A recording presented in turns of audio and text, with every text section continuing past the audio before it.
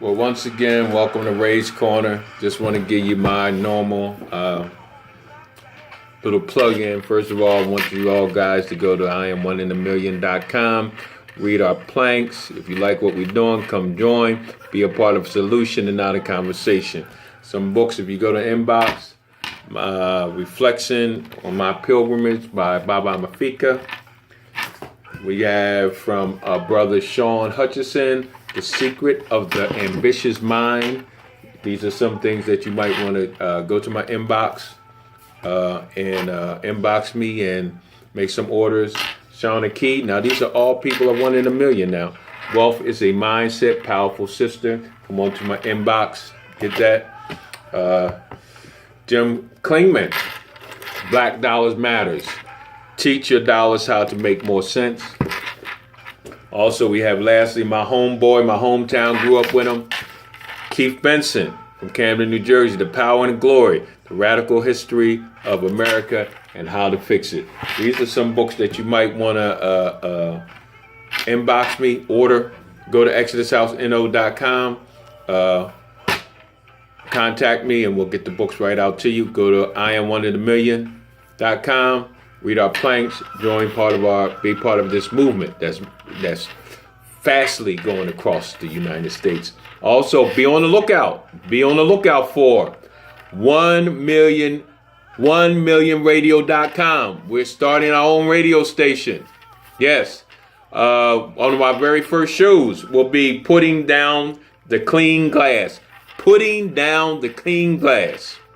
This is serious stuff here, okay?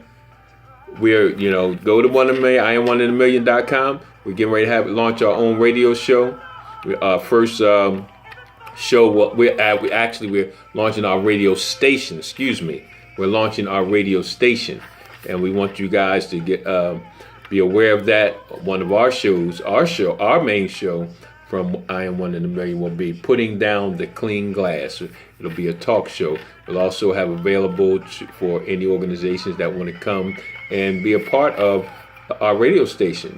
Get your show on the radio station, get your commercials on the radio station, be a sponsor. This thing gonna be global. Yours truly will be hosting. Yes, yours truly will be hosting. So, if yours truly is hosting, it's going to be some serious stuff. We're not going to be just having conversations. We're going to be giving information, right? Information that creates solutions, that create economical power, that create economical freedom. Okay? Are you with me with that? So let me, remember we've been talking about, let me do something real quick. Okay? Before we start this, let me do something real quick. I'm actually want to change my background theme song. So, even though I love Earth, Wind, and Fire, I got to go with my theme song right now. On YouTube, you got to have these commercials and stuff like that. Hope I don't get in no trouble for putting this out there like that. I don't know if I'm allowed to use that music or not, but we shall see, right? We shall see. So, this is some good stuff that we're going through, right? Some real good stuff. So, here we go. Remember, we were talking about business models. We was talking about this 20, 23, 22, 23 models that we can use to start our own business. We talked about earlier some of the misconceptions about business. We talked about how much do you actually, in a year, you have to bill. You know what I'm saying? So now we're going to talk about strategies to get started, right?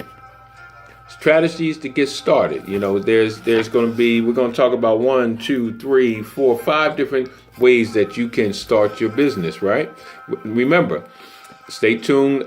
Shortly, I'll be having webinars on these topics, and I'm going to be expounding on it. Right now, this is just giving you an overview of some of the things to get your mind open up, to get your mind a little taste, to get a little hungry, to create wealth for your community. And when we talk about creating wealth, you got to understand, creating wealth allows you to help your community to help others. When you think about it, it's over 34,000 Black African Americans, millionaires in the United States, and You know, you talk about Dr. Dennis Kimbrough talked about it was seven steps to becoming a millionaire. The first one was knowledge. You know, we should be reading 2 to 3 books a month. You know what I'm saying? One should be, one should be dealing with economics, one should be dealing with your past, and one should be dealing with self-help. Those things will help us. We don't have to reinvent the wheel. Also, one of the main things that's in that 1 to 7 that most black millionaires do, average millionaire go to church at least 2 to 3 times a week. They tithe and they give. The average black millionaire always gives to some type of organization. The average African American millionaire female, she actually does her tithes. So, and they're not, think about it. When you think about people who are rich, right? People who are rich a lot of times go buy these $2, $4, $5 million houses, $10 million houses. They're rich. People who create wealth, the average house that a person who is a millionaire who has created wealth, African American, I'm talking about, house is only between $250,000 and $350,000. Yeah, you see, wisdom. It's not how much you make; it's how much you keep. You see, so, and like I always tell you, I'm just telling you stuff from things that went through my life to got me to where I'm at today. But mistakes I made. If I knew a lot of this stuff 20 years ago, like I said, we'd be having workshops all over the United States. But let me get to this. 5 things that you can use to help start your business. Now we're talking about money. We're talking about how to get capital, right? Now these ain't the only things, right? I'm just giving you 5. Okay, so the first one, we're talking about borrowing. You might want to borrow money from a family member, from a friend, from this, that. That's the most dangerous way to start, borrowing money. Because when you borrow money from somebody, a friend, family member, okay, what happens if the business don't fail? What happens if the business fails? See, they don't understand that they're doing an investment. It's not a guarantee that it succeeds. You can have the best business plan, and I'm going to be teaching you about a business plan. Let me go off track just for a second. Be careful when you go and get somebody to write your business plan for you. Most of the time, they have this thing called Business Pro or whatever, this program, and they just type it, they just plug in your information, and then they hand you the business plan. Here's the problem with the average person that writes your business plan. They never ran a business. Wow. It's so a whole lot easier just to put in information and hand you a business plan, but I never ran a business, but I'm giving you a business plan to tell you how to run a business.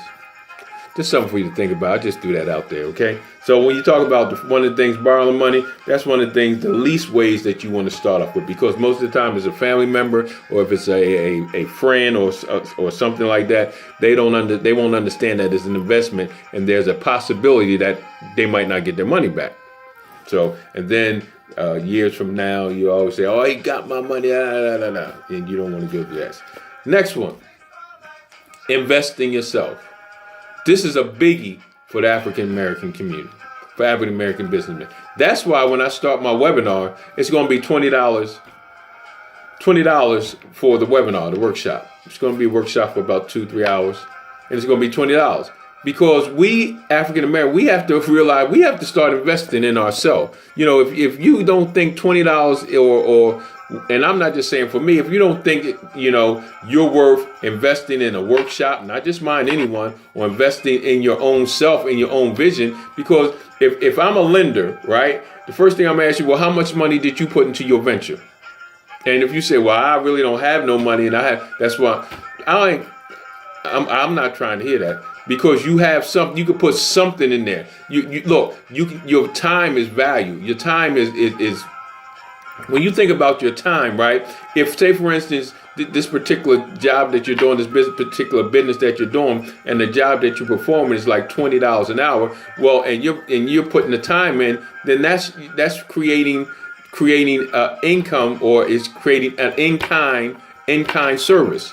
So you can build that as if you were getting paid, this is what you would get. So if I'm working $1,500 for the year, for the month, then that's what I'm putting into my business. It's called in-kind service. So you got to understand the value, how to use that to when someone asks you how much have you put into your business. Okay, that's time and everything. But how much money are you willing to invest in yourself? So investing in yourself, it's a good thing because it convinces others that what you believe in is true. It convinces investors knowing that you're putting your money in to your vision that is good. You can dig into your savings now. Most people will tell you, well, don't touch your retirement, well, or 401k. Well, I'm totally opposite of that. I'm not really trying to, I'm not trying to tell you to do that, because if you don't take all of it, you take a portion that can create wealth for your kids, your grandkids, your great kids, that you can start owning something. Because think about this, even if you say, for instance, your 401k, you retire, you got about $120,000 in there, you're actually doing your loved ones a disservice, because you're only thinking about yourself. You're thinking about this will last you until, and then you'll leave the rest for the kids. But when you could take a portion of that, invest it in something, right? Something safe that's going to bring a return. You see? So that $120,000 you can actually turn that from a $50,000 investment into another $100,000, $200,000, where you go from $125,000 to $350,000. These are the things that we have to think about, but we African Americans, we don't think about stuff like that. You know what I'm saying? So I'm a totally different against some of the things. Now, the one thing I will tell you what not to do is don't use a credit card to start your business, because you can use a credit card to buy stuff and do stuff. But the reason why I don't want you to use the credit card, because the rates are too high. Your credit card, you got a limit of $10,000, $15,000. You start your business with that, but you got to think about the rate that your return rate, and what you're going to pay back on that. That's the only thing I suggest that you don't do. Okay, invest in yourself. Next is use your severance. Say, for instance, you just got laid off. You got laid off and they give you a severance pay, 3-4 months. Take that severance pay, instead of paying bills and stuff like that, take that and the business that you want to start, take and use that to start your business. That's a good investment, because that's something because you have the time. You have the time to work on that business 24 hours, and you have the resources, you have the capital now to do what you need to do.